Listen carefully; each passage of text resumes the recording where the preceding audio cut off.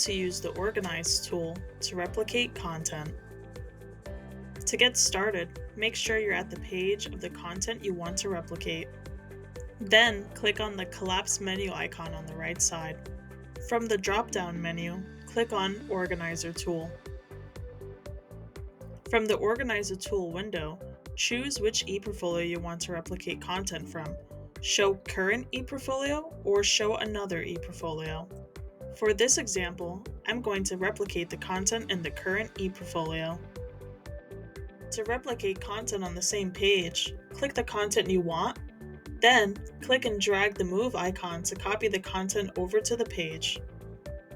Once finished, click on the X on the top right to close the ePortfolio organizer. And that's it. For further assistance, contact the ePortfolio team at ePortfolio@lagcc.cuny.edu or visit the ePortfolio office in MB57.